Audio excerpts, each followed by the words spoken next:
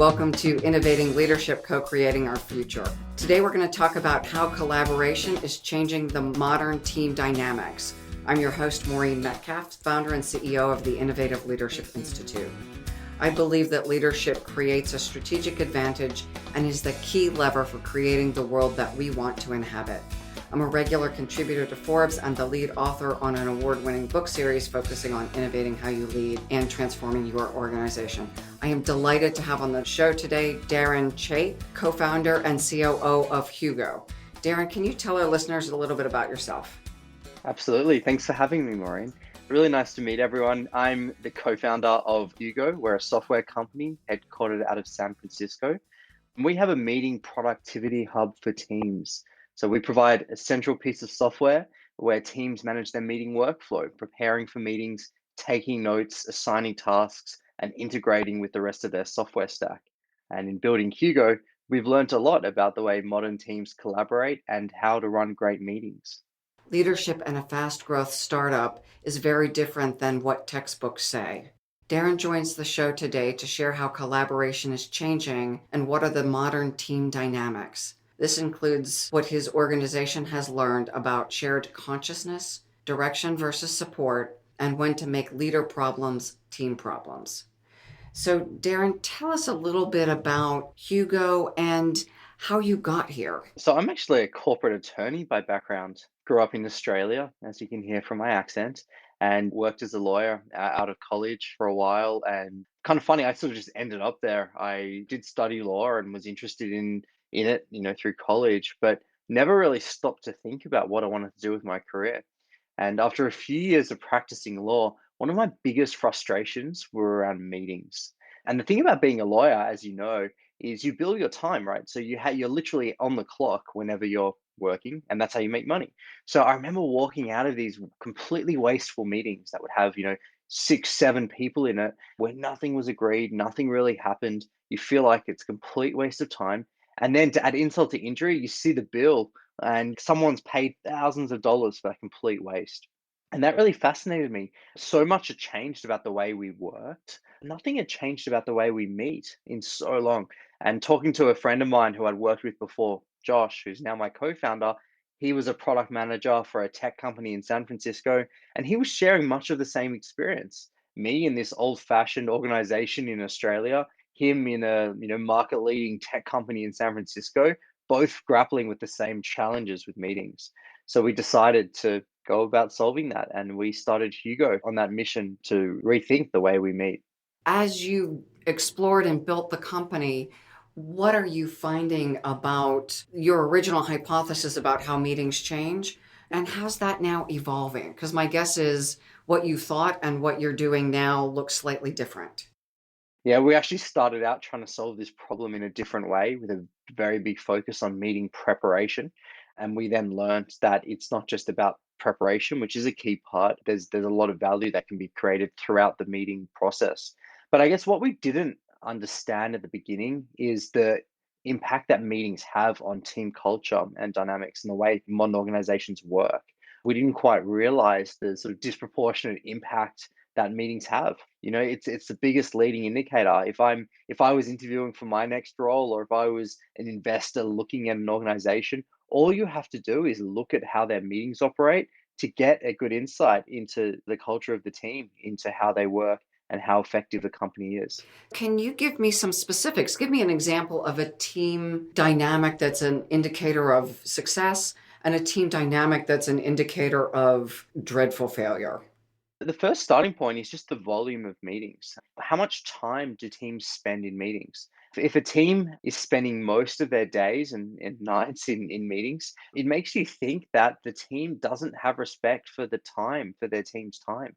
The way we take action is to book time on everyone's calendar and get them in the room because that feels like progress, that feels like work done, but you're not stopping to think about actual work and actually giving people time to get their jobs done. On the other side of the spectrum, an organization that treats meetings with respect, where it is a very important forum to collaborate, to make decisions, to get on the same page and prioritize work, but doing that in a judicious way, you suggest that you have a culture where team time is elevated and treated with respect, and people are given the opportunity to get their work done.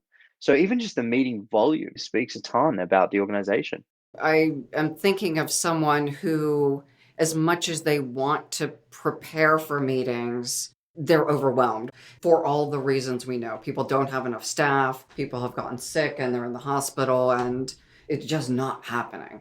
And yet they want to move projects forward, so they use meeting time as project time. Can that be effective if they acknowledge, this is what we're going to do in the meeting, what we, in a different world where we were sufficiently staffed, we would have done as prep? Can that still be effective? Internally, we talk about meetings as being only for three reasons, the three Ds: debate, decision making, and discussion. They're the only three things that need to happen in a meeting.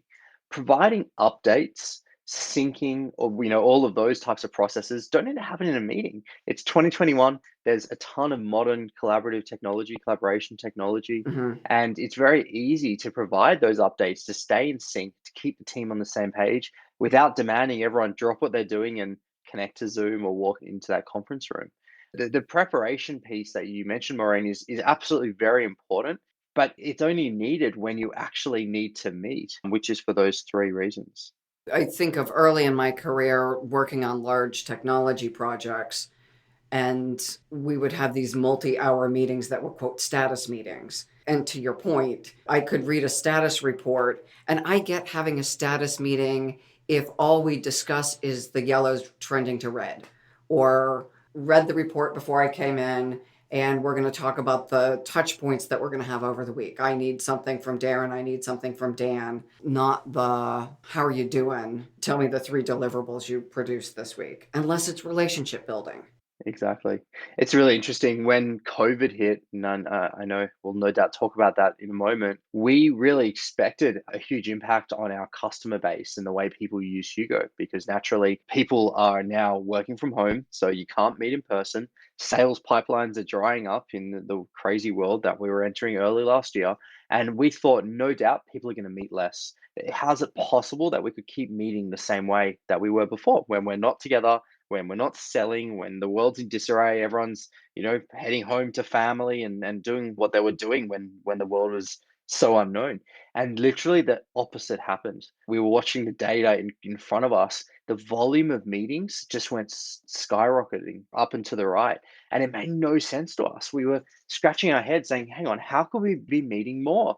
And as we started analyzing the data, and I wrote a piece for Courts on this, we started to see meeting titles like sync, update, quick question, and things like this were just ending up in people's calendars. Because what would have been the water cooler talk or the quick coffee or me spinning my chair around and saying, hey, Dan, hey, Maureen, I've got a question for you, is now a meeting in my calendar. And of course, you can't book less than 30 minutes, really. And now people's calendars were just becoming completely blocked. And that sort of shows the way we think about meetings and the impact of that. So, to your point about the status meeting and the update, that totally was shown to be true as the pandemic hit the world. One of the things I found with bringing in a little bit of brain science, and when people are on overload, cognitive overload, emotional overload, anxiety goes up, that relationship piece became imperative. Effective meetings were as much how are you doing as how is your project doing? Because if you don't care how I'm doing, and I've got whatever fill in the blank, I can't see my family for a year, I've got screaming children, or Hmm. there was a gentleman outside of my partner's office, and we saw him there several times. And so finally, knocked on the door and asked what was going on. He was working in his car because his wife had just had a baby and it was too loud to work from home. And this building was tall enough that the sun didn't block his computer.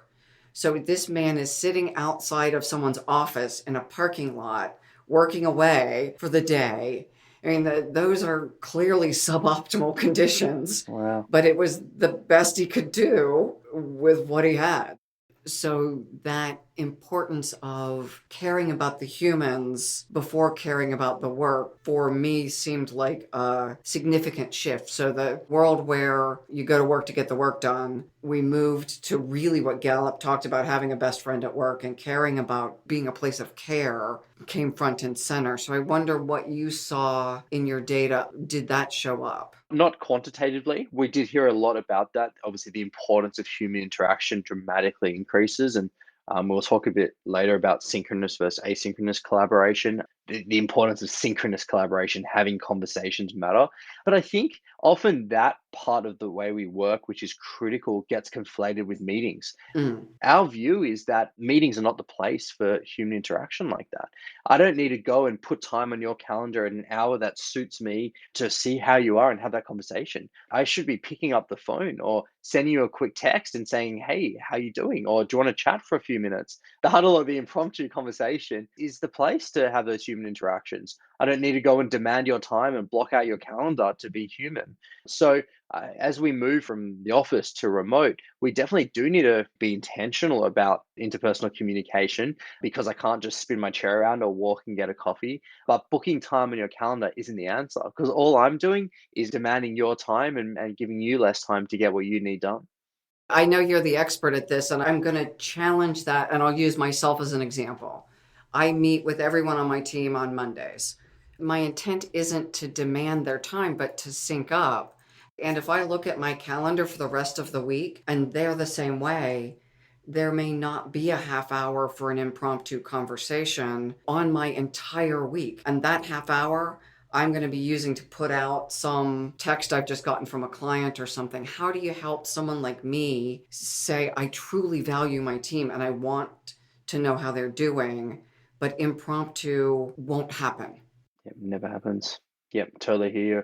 Yeah, I think the problem, firstly, is when we all default to having a week full of meetings where there is no spot. If we don't book this time, it's never going to happen. I first question whether there is more time that can be created during your week. Are there other internal meetings that don't need to be meetings? The way we approach this as a team, and we've done with others, is we instituted a 10% rule, which means that no more than 10%, approximately 4 hours of your work week, should be spent in internal meetings. So obviously, lots of time spent with customers, but we said to our team, we can't see a reason why you need to be spending more than 4 hours talking to your coworkers during the week. Sounds, quite excessive, but what it does is it elevates the value of the internal meeting. It means that everyone treats those meetings with such respect, because they're not commoditized. You can't just keep booking more meetings. You have to be very intentional about what we're going to talk about. Make sure we're prepared. We don't want to waste any time. So that really cleared a lot of time to do that. That certainly helps. But look, to be fair, I have one-on-ones with my team every week too. I don't think it's a problem to schedule time to catch up. It's where the only interpersonal communication you have are in meetings, where you can't Mm-hmm. pick up the phone without scheduling another meeting, where I have a quick question, I want to bounce an idea off you, and it means I have to go look both our calendars and block out more time. Mm-hmm. And we've come up with a bunch of techniques to help us do that, where I can still interact as a normal coworker without just blocking more time in your week. Tell me those other techniques, because again, I just looked at my calendar while we're talking. I've had literally 2.5 hours of meetings with my team this week. And as I look back over the course of the week, I didn't have a half hour unscheduled. So if I needed to meet with someone, I was texting them probably in the evening, because our work is with clients. So I'm in meetings, but they're not team meetings, they're client meetings. And that's kind of what our business is, as I'm sure in some ways yours is as well. So, how, for someone like me, would you help me connect with my team without potentially meeting with them? By the way, I don't like Zoom, so I would much prefer a phone call. My meetings are walking meetings with the phone, and that's kind of our rule. A big lesson that we've learned through the pandemic, and I think is certainly a trend in collaboration, is the distinction between synchronous and asynchronous collaboration. The reason that it's so much stronger during the pandemic is, as we've all learnt, when the world went into disarray, everyone started moving all over the place and heading home to family, or not in some cases overseas. I'm in Australia right now. I mentioned earlier, I'm 9 hours behind you, and everyone's working on different time zones. And family and personal life demands change very quickly. All of a sudden, people who never had childcare responsibilities had childcare responsibilities. We were homeschooling kids. All of these factors that many people, or some people, can relate to. How do we manage that? Well, one of the benefits of remote and that environment is that you can work when you're most productive and most effective. I wake up around 4 a.m. most days now because I can get a lot done. I overlap better with my team from a time zone standpoint. Kids aren't around. But then when it comes to dinner time and bath time and, with young children, I'm available and I'm there to help. The downside to meetings and the calendar is it's synchronous. It needs everyone available at the same time to be able to work together. Unless our schedules overlap, we don't get to work together. So, asynchronous collaboration is the notion that we can work together on our own schedules. And there's a lot of great technology out there that's enabling that. Apart from our product, Hugo, which I'm not going to talk about for a moment, there's solutions like Loom, which is a quick video recording app. We use that extensively. If in the middle of the night when I'm up and I have this wonderful idea that I really would love to get your feedback on, I can record a quick video, and that might be of my face. It might be audio only while I'm walking to get a coffee. It might be me sharing my screen and giving you some feedback on a document. I send that over to you, and on your schedule, you can review that. And it's not a text message or an email. You can see my body language. You can hear the tone of my voice, my funny accent. You can be on the same page as us, and you can respond in your time too. And we've had that same high bandwidth conversation like we would face to face or on a video chat. So using approaches like that have allowed our team and many companies that we work with to be as effective from a collaboration standpoint without demanding their time now. Like you mentioned, your downtime might only be in the evening. Your team may not be available then. That's fine. You don't need to go and demand their time based on your schedule. So that's just one trend that we've seen that I think is absolutely a part of the new way of working together and the new collaboration. I actually have a colleague in the Netherlands who will periodically send me a Loom video like he's driving home from a meeting so I can see his neighborhood. And it is relationship building. Now, I also get them with the screen share and the move it this here, do that there. And to your point, it's nice if not overdone. I don't want to watch 15 minutes of him driving home from work, but a couple minutes is good. The distinction there is he could be FaceTiming you, right? And saying, hey, I'm driving home right now. Like, check this out. And you feel like you need to answer that call, then stop what you're doing on your schedule, no matter what's on your plate. You would rather that video, which you can watch when it suits you and reply when it suits you in your schedule. And that shift to async is more effective. And we've actually seen such increases in productivity because one, you're not interrupting flow. When you call me, my phone rings. When you say, can we chat now? I've got to stop what I'm doing. But you can also schedule your days to suit you and your work style. We have software engineers that aren't productive before 11 a.m. And in the old world, it doesn't matter that, it'd be very strange to get into the office at 11 a.m. in some businesses. They need to be there early and be unproductive for a few hours. But in the way we're working now, that's no problem. If you want to work till all hours of the night because that's when you're effective, we can still collaborate and work together. I love that. I tend to be a late riser, late worker. So our producer who's on this show right now, more often than we should, probably emails around midnight. I don't answer email in the morning, not at 7 a.m. when other people are working. So I'm India in that way. So tell us a little bit more about Hugo then, because you also offer significant, robust tools for meetings and collaboration. The crux of Hugo is calendar-centric note-taking. So we bring your calendar into our web application and we allow you to prepare for notes, so create an agenda and take notes during the meeting, Okay. which we connect to the contacts and companies at your meeting. So next time we meet, I have all of the notes from our conversation from my whole team, whether or not I was in the room, all the tasks, actions, and follow-ups that were created with the current status of them, integration with the rest of our software stack. So sharing out the takeaways, notes, insights to tools like Slack, if you're using that for chat, to a CRM to keep your customer records up to date. And then having this team repository where all of our team meetings, both internal and external, live, where we have all of that insight in one central place for everyone to be on the same page. That's the concept. Can you walk me through a couple examples? And I'm trying to think through like how would that work for me? I have my Monday morning meeting with Dan, our producer, with Susan, who manages our podcast series, with James, who's one of our board members. and periodically one of our other team members. How would that look? So over the course of the week, when let's take Dan and yourself, for example, think of things that you'd love to cover in next Monday's meeting. You add it in Hugo to a document that's linked to that meeting. So it's like editing a Word doc or Google Doc that you're well used to in Hugo, and you can add in all of those bullet points that you want to talk about and tasks there. When the meeting comes around, you've got that agenda that you've collaboratively prepared over the course of the week. We're also going to automatically surface last week's meeting and the meeting before, bring over any tasks that weren't completed, let you see the continuous stream of what was agreed last time and what we spoke about. You can take some notes together in that meeting. Any tasks and actions that come out of it are integrated with any project management tools. So you can highlight any part of the meeting and send that out to Asana or whatever you're using for project management, or just tasks in Hugo for regular meeting actions. If that meeting is relevant to others on the team, in one click, you can email that out or share it out via Slack. So people who weren't in the meeting are on the same page. And then after the meeting, we can schedule the next and move on to the rest of our day.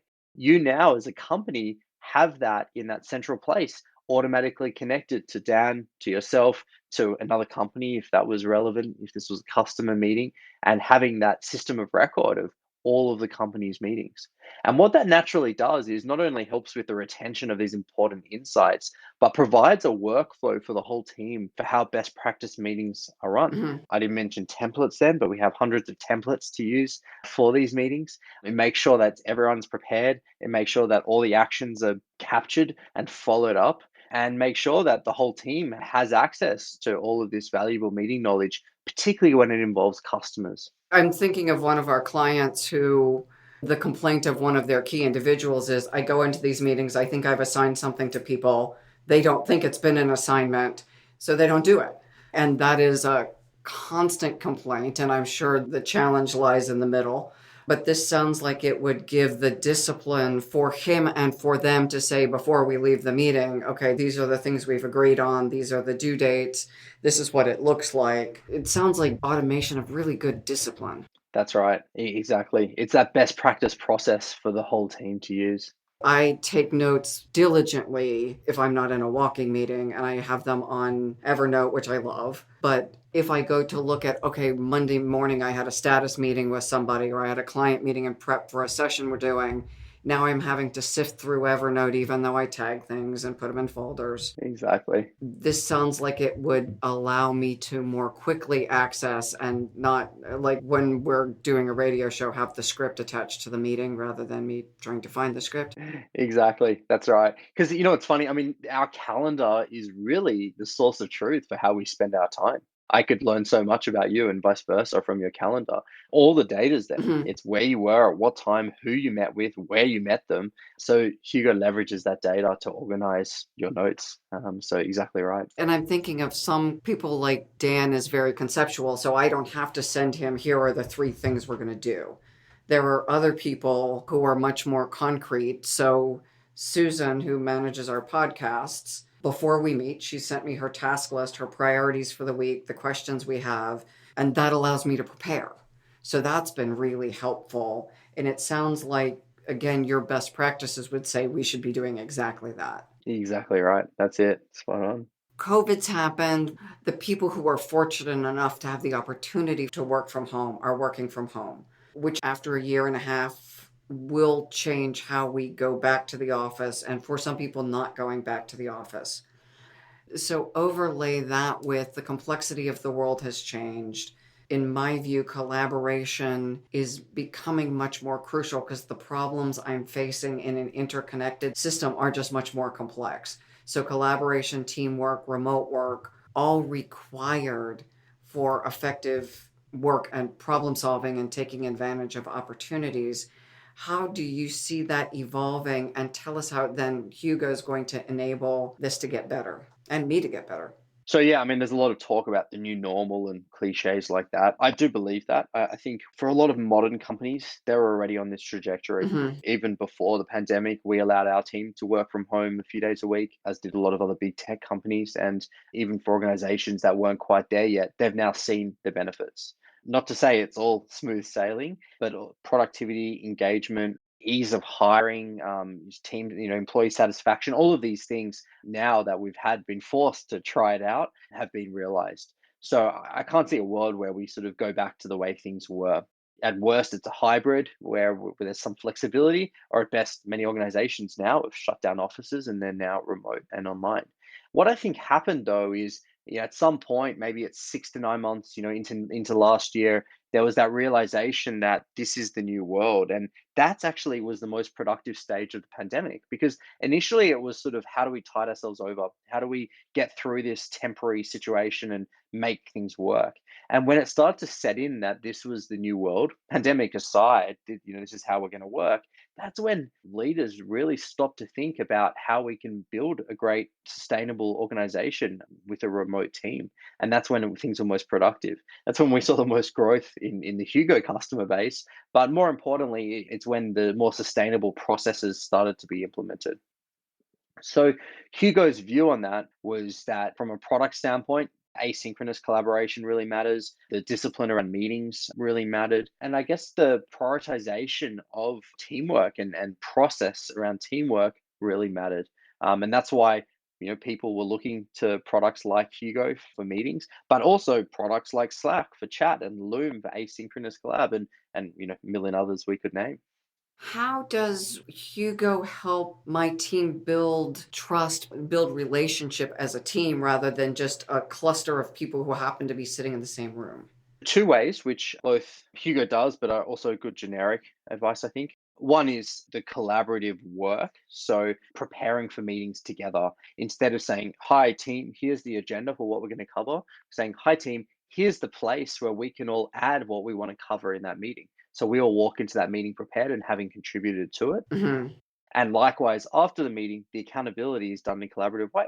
Add your notes. Here's what we discussed. Here's what we said is going to happen next. Hugo's going to chase that up for us and make sure everyone has their tasks complete before the next meeting. That's one. The second is around sharing and default open. Default open is the notion that things by default should be shared widely across the organization unless there's a reason not to. Now, coming from a background as a corporate attorney, it's literally the opposite of what we're used to. Need to know is literally the opposite of what I'm talking about. A modern organization should make everything accessible unless they can't. Hmm. And the benefit of doing that is, one, on a human level, being transparent drives a culture that we're all striving for in our organizations, where there's directness, where everyone knows what they need to know, where everyone feels engaged and part of the team, even if it doesn't directly pertain to their work. But even if you don't subscribe to that, and you are perhaps a little more old-fashioned in your thinking, and need to know is really the way the school of thought you've been brought up in, providing the context to do your job is great rationale for sharing so widely. I can't tell you how often we've had the best marketing ideas come out of an engineering team because they've been exposed to these customer conversations, or they've seen a note from a meeting that they weren't in and had a great idea, or they read something recently that they wanted to share. That for us has helped us create an idea meritocracy where the best idea wins, no matter who it comes from. And that's only a consequence of sharing very widely. So we enable that with Hugo, but that aside, it's a behavior that every modern organization should be prioritizing. How do you share it with Hugo? Again, I realize that's a fairly tactical question. Can I go to Dan's schedule and read the meeting notes from the meetings he attended? And why would I do that? Yeah, you can, but we think more about active sharing versus passive. So instead of you having the permission to go and read Dan's notes, when Dan saves a note from his meeting, we encourage him to share that out via Slack in a Slack channel. So you have a feed of the meetings Dan's attending that you can skim through and get a sense of what's happening, or email it out more widely to the team. Dan can also mention you or a whole team in your company that may be interesting. FYI, marketing team, it was pretty interesting to hear a customer talk about us this way, or FYI, engineering team, that really wasn't a great experience. And collaborating in that way, where everyone's got access to everything and you're actively pushing out those insights, is where you see the impact. It's like you had the whole company in every meeting, because via osmosis, if you like, everyone's picking up the context and the full picture of what's happening. And again, I feel like I'm doing a little bit of devil's advocate, but I'm lucky to make it through the day with the information I have. So if you give me every meeting note that anyone's been to all day, I will never get to sleep. How do I sift for, I care about my team, and I don't think I'm that much different than probably most of our listeners, especially with labor shortages, who just don't have enough people to get the work done. So while this sounds wonderful to have access, I don't have time. That's right. I mean, the information overload problem is certainly a common one. The reality is, if you're not sharing everything, you're sharing things that could be relevant and could be interesting, but aren't strictly need to know. You may end up with 5 or 6 quick bullet point notes to skim through, the same way we all skim through social media, to be frank. If you were to print that out and look at how much data there is, don't know how we get through it. But at the end of the day, when you're got a few minutes to kill and you're flicking through a feed in a chat app, you're getting a sense of what's happening out there. You feel included. You know the types of conversations that are happening and you're on the same page. And I think sharing knowledge and sharing information that way is very different to providing you something to review. Here are the notes from all my meetings. Can you go through each of them? It's about the sharing piece. And to be frank as well, I think a lot of the value actually even comes from the sharing rather than the consumption. The culture of your organization is set by having that available, by sharing it all out there. Even if you can only consume 10% of it, that's the organization and that's the team that we want to build, where it's all open. Everyone's on the same page. They have access to whatever they need access to. We don't have this siloed need to know culture. Okay, that makes a great deal of sense. The idea that it is the act of being transparent, not the act of consumption. That if I want to know what Dan's working on, not that I want to be nosy, although occasionally I'm nosy, but if I wanted to find out, I knew he had a key meeting with Susan about something I cared about, but I wasn't able to show up, I could see the summary and I wouldn't have to read 3 pages of notes because Dan's a good note taker. And even knowing that Dan's been collaborating with Susan and they've been talking a lot about the future direction of the podcast, even if you're not getting into the detail of it, means that when you catch up with Dan on Monday, you have a good sense of what he's been up to and knowing that there's progress being made with those projects. That's helpful. And again, I'm not trying to be a pain in the neck. I'm just thinking of this is my real challenge. The realities of this world, yeah. And I think you represent many of us. This is an interesting departure from your attorney training. How did you move from need to know to transparency? The pain and the challenge was so significant coming from such a different world. It made me want to solve this problem. The legal world, as you know, is very traditional in the way they work and collaborate historically. And there was so much opportunity and it was so ripe for disruption and update. And that made me definitely fascinated by this problem. I've always been pretty entrepreneurial and pretty technical. I've worked on a number of things a lot on the side along the way and knew I wanted to be building a business. And the interesting thing about professional services, as distinct from building a software company, particularly, is that professional services, you're obviously monetizing your time. So, in simple terms, if you're not working, you're not making money. Software, you building something that ultimately scales while you sleep. I still get such satisfaction from waking up in the morning and seeing new customers and great experience for our customers while I've done nothing. I've been asleep or on vacation. And that sort of one to many way of creating value is something that I've always been interested in and really excited by. And that was part of the drive to build a software company. And yeah, the pain around meetings made sense to solve a problem that I'd experienced personally, as had my co-founder. What's your biggest learning about team dynamics? Again, professional services, lawyers, now you're in the business of teams. There's tons, and we've made a lot of mistakes, no doubt. I was a first-time founder. We built a team, a significant team, having not managed people directly before. And there's lots we've learned around team dynamics. The way that teams collaborate is something that's quite interesting. Coming from a background in quite a traditional hierarchical organization to a modern tech company, the role of the leader is something that I didn't quite appreciate. I always saw the leader as the fearless leader who needs to have all the answers. They need to solve the problems and show that clear direction. And in fact, that's not the most effective leader. And as we started to run into challenges building a business and we didn't have all the answers, my co founder and I thought it was incumbent on ourselves to sort of figure everything out so we could go to the team with a solution every time.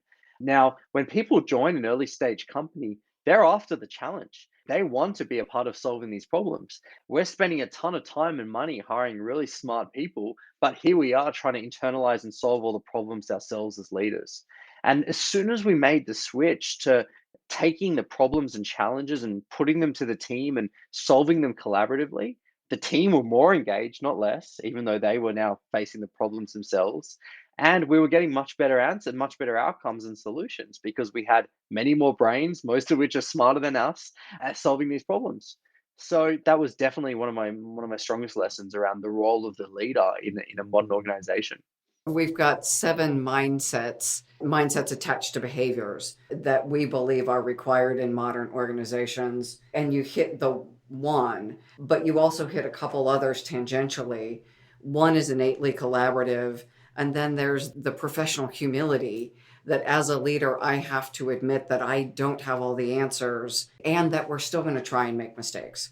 That this kind of the mind of the scientist, we're doing something that hasn't been done. That's really exciting to some people, not so exciting to others, and they shouldn't join startups maybe. But for people attracted to this environment, solving something that hasn't been done is really pretty cool.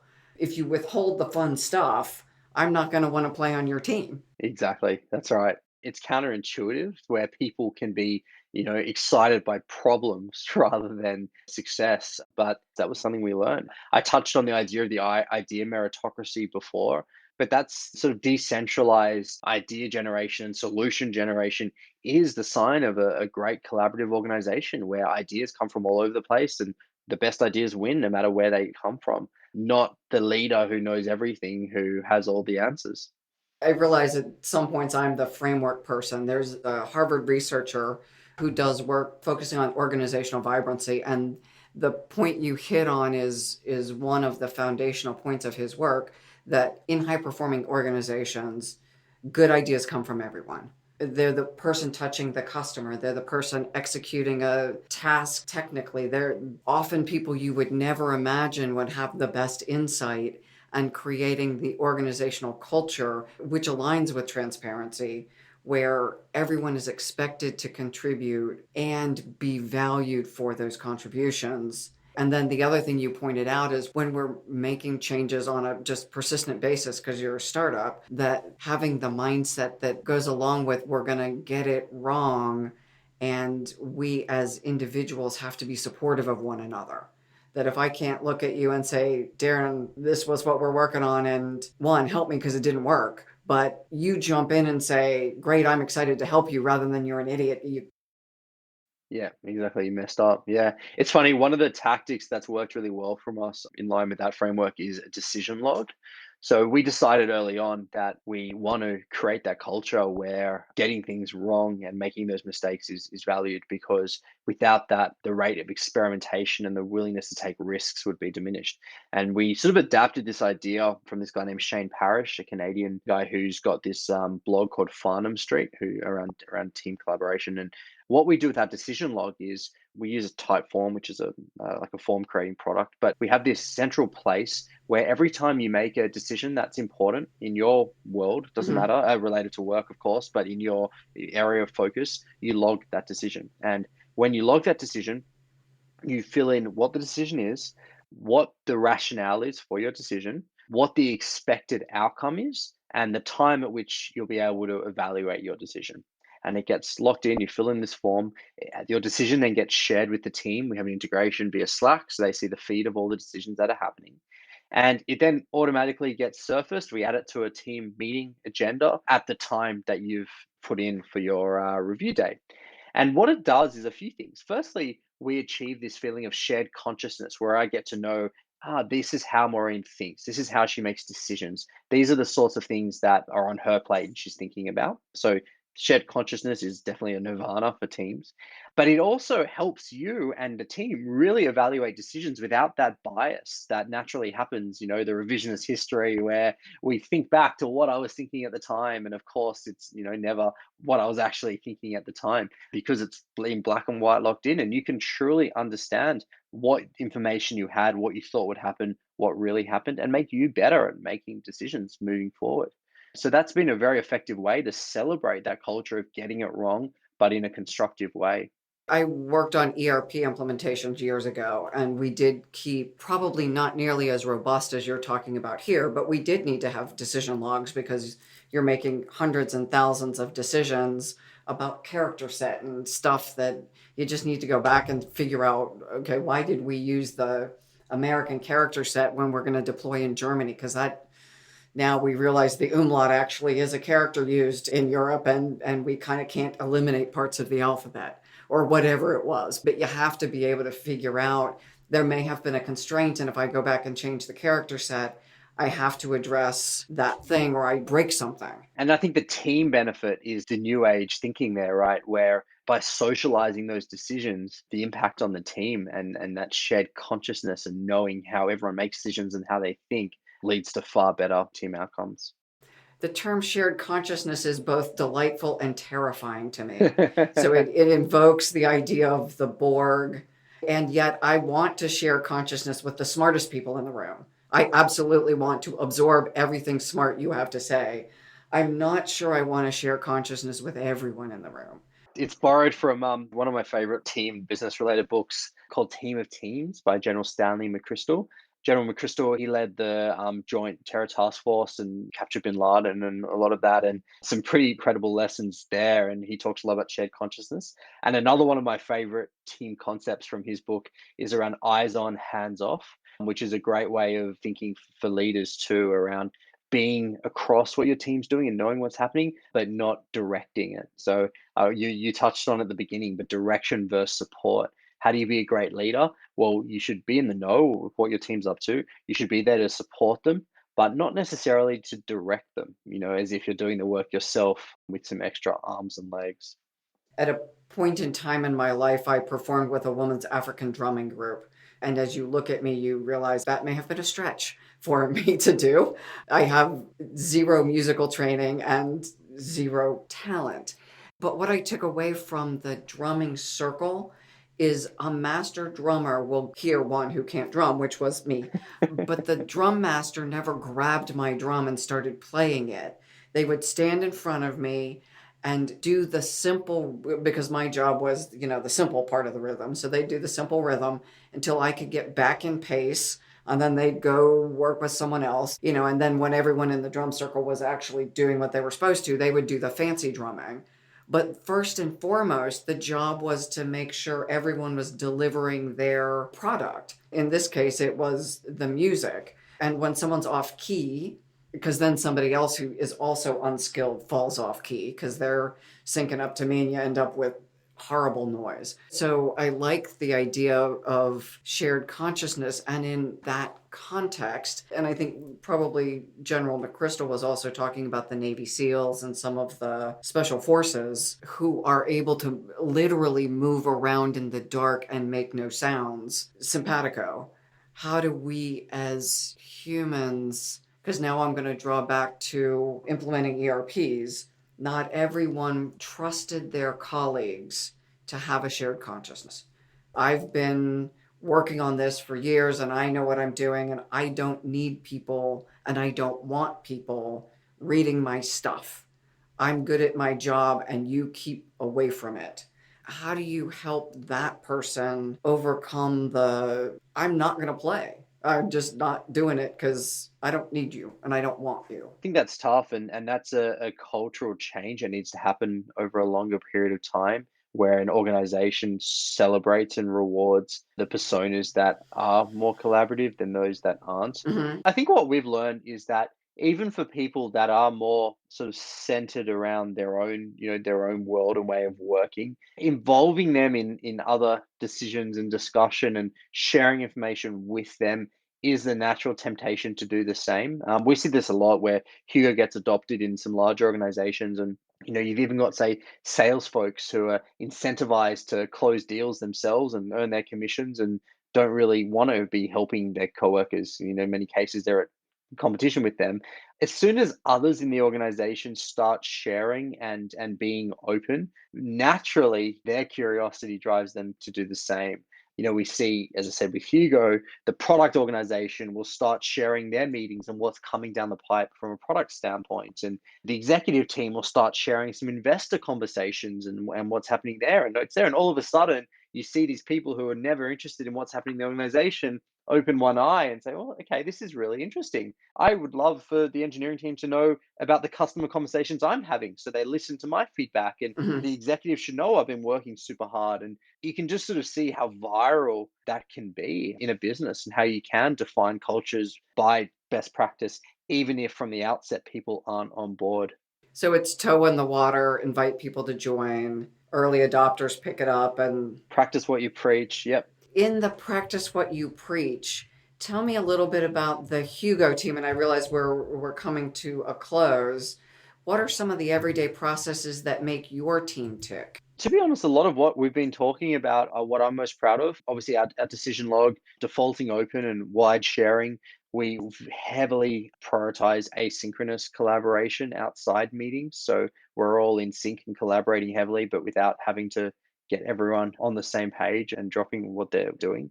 And then rewarding practices that do this. All of our bonus schemes and the way we incentivize employees is linked to demonstrating these values. So we've sort of put money behind it to show that this is what we care about because this is what's going to make us successful. And we reward those that demonstrate that best. A bunch of those practices, all in sum, define this ideal place to be productive and successful. How many years have you been in business? You probably told me that at the beginning, but I don't remember. Yeah, we founded Hugo in 2016. So this is our fifth year Okay. in business as a company. And the pandemic was then probably good for you. It was. I always feel guilty saying that, but we're definitely one of those businesses and products where the trend that was making Hugo successful before has been accelerated, Mhm. leading to growth for us. So we really have had a good couple of years of growth and impact.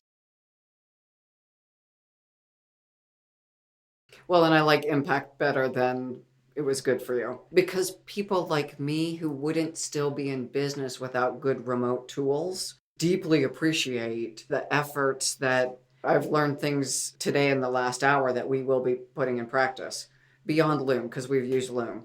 But you'll probably see us on your customer list Good to hear. trying out what we have learned during this conversation. So, what's next for you as we're wrapping up? What's going to happen with you and with Hugo?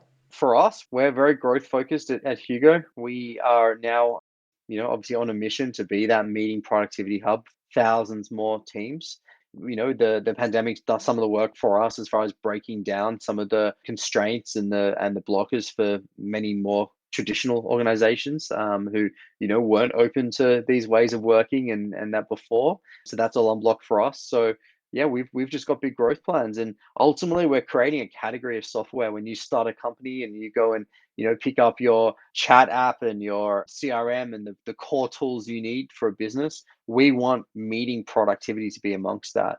You to think about how are we going to institute best practice for meetings, how are we going to prepare, how are we going to schedule, how are we going to plan meetings and capture all the notes, and we want our category of software to be in that list. That's a big job and a big undertaking, and that's certainly going to keep us busy for a while.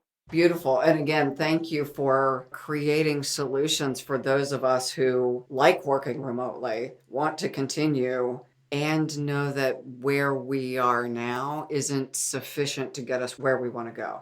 Thank you. I appreciate that. Tell our customers how they reach you. Website, is there a free demo they can do? How would they try? If you go to our website, which is Hugo, Hugo dot team, Team, Hugo dot team, you can sign up free, and Hugo's free forever for very small teams, or we have trials and that for larger teams. So check out Hugo, and very happy to continue the conversation, be in touch. I'm pretty active on Twitter and LinkedIn, so always enjoy talking to folks about these topics.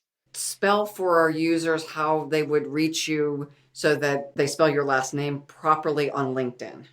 Sure. So it's Darren, Darren, Chait, Chait. I'm assuming that's the name you use on LinkedIn. How would they find you on Twitter? At Darren Chait. So same spelling, one word, and that's me on Twitter too. Beautiful. Darren, thank you. This has been fun to learn about another gap that I didn't know I had. And for our listeners, I assume as well, many of you are facing the challenge of, I know this can be more effective, but I don't know what to do to get there. And to your point, helping our organizations be more effective and less frustrating, just removing the friction is what a gift for many of us so that we can add more value to the stuff we're trying to get done. Thanks, Maureen. So to our listeners, thank you for joining. Please like us, share us, and most of all, take away the learnings from the conversation and apply them in your life. Make your meetings more effective. We all want that. What you do matters, especially during the pandemic, and creating the opportunities in the jobs that we can work remotely so that we can attract people who don't have the option to work down the street from us, and that we can build healthy, sustainable teams using Hugo, using Slack, using Loom, so that folks feel engaged and productive and inspired in their workplaces.